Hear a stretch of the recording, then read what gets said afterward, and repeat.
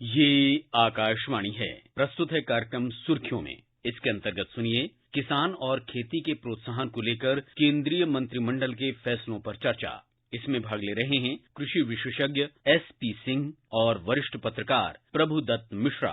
सिंह साहब, कल की जो अहम फैसला आई है भारत सरकार की तरफ से, किसानों के ऋण में जो ब्याज में जो छूट दी जाती है, उसको लेके आपका क्या मत है? नहीं देने से क्या हो सकता था? प्रभु जी, भारत सरकार ने इस बार यह एक ऐसा फैसला लिया है जो किसानों के लिए वरदान साबित होगा। आप देखेंगे कि बैंक जो ऋण देते हैं किसानों को, वो बहुत ही रियायती दर पर पहले से ही मिल रहा है, यानी 7% पर। 7% पर जो किसान लोन लेता है उसको दरअसल 4% देना है, 100 रुपए पर 4 रुपए सालाना। लेकिन हो क्या रहा था कि 3% सरकार दे रही थी, अपनी ओर से अनुदान के तौर पर बैंकों को दिया जा रहा था, और बैंकों को जो भुगतान सरकार कर रही थी वो 3% के हिसाब से अतिरिक्त भुगतान कर रही थी किसानों को, ताकि सस्ता लोन मिले।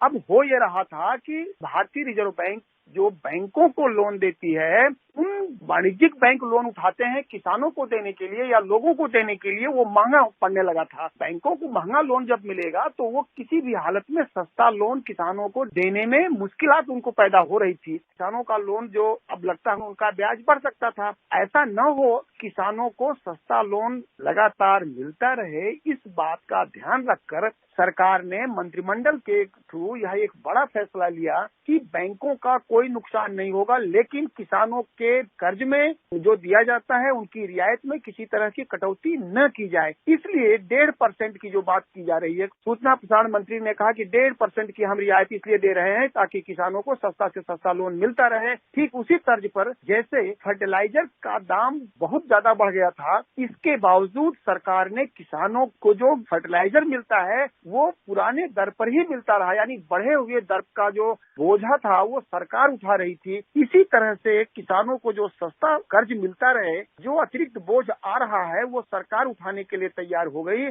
कल मंत्रिमंडल के फैसले में 34,500 करोड़ रुपए का अतिरिक्त प्रावधान किया गया है, ताकि किसानों को सस्ता ऋण प्राप्त होता रहे और उनकी खेती किसानी पर, यानी उनकी लागत में कोई वृद्धि न हो और उन्हें कोई मुश्किलात पेश न आए। एक चीज और है, सरकार ने ये भी बोला है कि जो किसानों को जो टाइम पे अपना चुका देते हैं लोन, उनको 4% रियायती दरों पे मिलता रहेगा। दूसरा है कि जो 34-35 हजार करोड़ का इन्होंने 3 साल के लिए प्रावधान किया है, उसे देखते हुए आपको क्या लगता है जो टारगेट है एग्रीकल्चर क्रेडिट की सरकार हर साल फिक्स करती है, उसमें वृद्धि होने की संभावना है? आप समझिए इस बात को कि पिछले साल 2021-22 इसमें किसानों को जो टारगेट फिक्स किया था सरकार ने, वो 15,000 करोड़ का ही फिक्स किया था। लेकिन जो किसानों के खेती में डिमांड आई, उसके देखते हुए 15,75,398 करोड़ का लोन बांटा गया किसानों को। इसी के मद्देनजर इस बार सरकार ने 2022-23 में किसानों को जो ऋण दिया जा रहा था, उसका जो वॉल्यूम है उसे बढ़ाकर 16.5 लाख करोड़ कर दिया गया है, और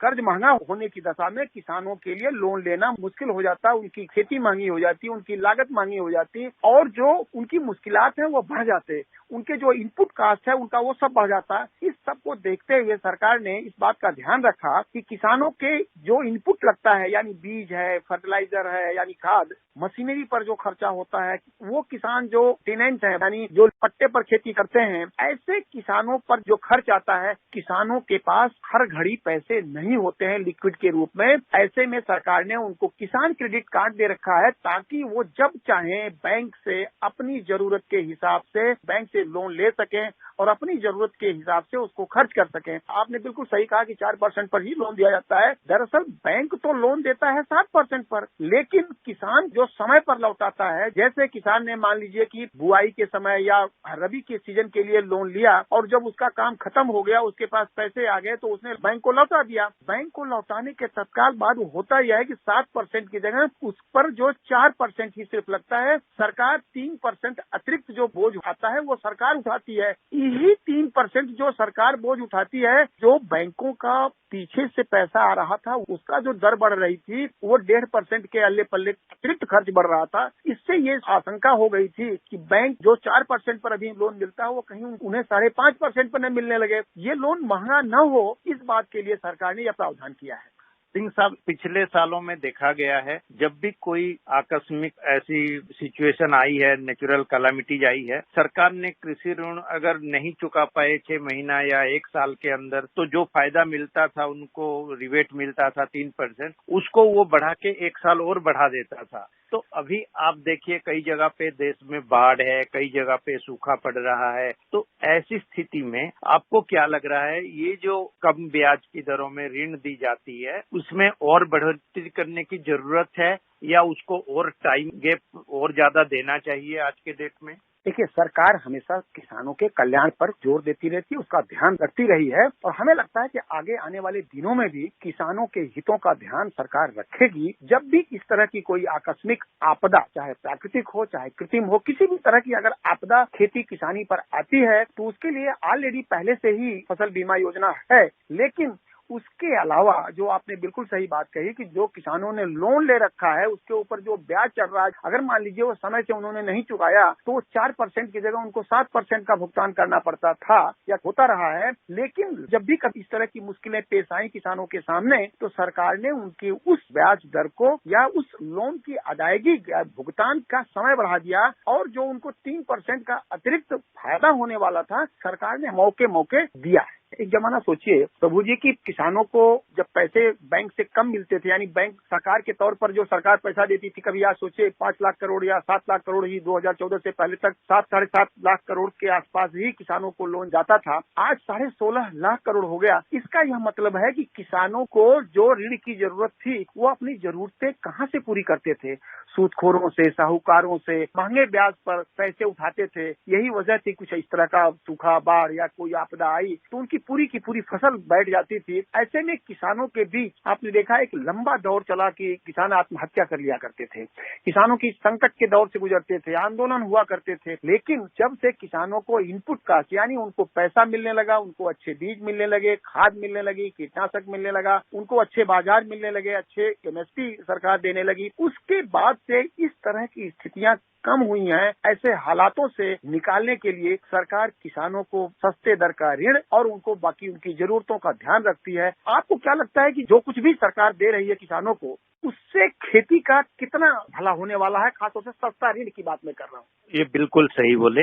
एक सवाल, हर साल सरकार एक टारगेट फिक्स करती है एग्रीकल्चर क्रेडिट की। आपने देखे हैं लगभग हमने हर साल जो टारगेट जो भी होता था उससे ऊपर ऋण बंटते हैं, कृषि की जो ऋण है। तो इस साल आप देख रहे हैं कितना आपदा है और दूसरी तरफ ये सरकार की जो सहूलियत आई है 1.5% का ब्याज दरों में सब्सिडी देने का, उसको देखते हुए क्या लग रहा है हम टारगेट को कितना एक्सीड करेंगे? उसका एक नमूना आपको हम बता दें प्रभु जी। सरकार ने इस साल जो अभी पीछे बीता है उस पर एक अभियान चलाया था कि 2.5 करोड़ केसीसी यानी 1.5 लाख से 3 लाख रुपए तक रियायती दर पर किसान उठा सकता है किसान क्रेडिट कार्ड पर। किसानों को ये कार्ड दिया जाए, इन्होंने कहा था कि हम 2 करोड़ किसानों को इस तरह के कार्ड बांटने का अभियान चलाएंगे क्योंकि लोगों को, किसानों को और चाहिए और हमें लगता है मिल नहीं पा रहा है, और उनको कम से कम 2 लाख करोड़ का और लोन हम और अधिक बांटना चाहते हैं ताकि हर किसान तक हम पहुंचे। हुआ क्या? अभियान का जो नतीजा आया है उसमें आप देखेंगे कि 2 करोड़ के मुकाबले 2.5 करोड़ से अधिक किसानों को क्रेडिट कार्ड बांटा गया है और जो पैसा बांटने की बात आई है वो कहीं 2 लाख करोड़ से ज्यादा डिसबर्स हो चुका है पैसा, यानी किसानों तक फसली ऋण बांट दिया गया है। आने वाले दिन में अभी अब आपने कहा कि जो जिस तरह की स्थितियां देख रही हैं, कहीं बारिश है, कहीं बाढ़ है, कहीं सूखा है, तो खेती किसानी में पैसे की जरूरत पड़ेगी। मेरा अपना अनुमान है कि जैसे पिछली बार था कि 15 लाख करोड़ हम बांटेंगे, लेकिन 15 लाख करोड़ से कहीं ज्यादा, लगभग 75,000 करोड़ ज्यादा बांटा कृषि ऋण। इस बार भी कहीं 16 लाख करोड़ को भी हम पार कर सकते हैं और सरकार इस बात का पूरा ध्यान रख रही है। सिंह साहब, बहुत बहुत धन्यवाद आपका। धन्यवाद प्रभु जी। अभी आप सुन रहे थे किसान और खेती के प्रोत्साहन को लेकर केंद्रीय मंत्रिमंडल के फैसलों पर चर्चा। इसमें भाग ले रहे थे कृषि विशेषज्ञ एसपी सिंह और वरिष्ठ पत्रकार प्रभुदत्त मिश्रा। ये कार्यक्रम आकाशवाणी के समाचार सेवा प्रभाग द्वारा प्रस्तुत किया गया। इसे आप हमारे mobile app news on AIR और YouTube channel news on AIR official पर भी सुन सकते हैं। इस कार्यक्रम के संबंध में अपनी प्रतिक्रिया आप हमें ईमेल कर सकते हैं। पता है airnsttalks@gmail.com। ये कार्यक्रम फिर से सुनने के लिए लॉग ऑन करें हमारी वेबसाइट newsonair.nic.in।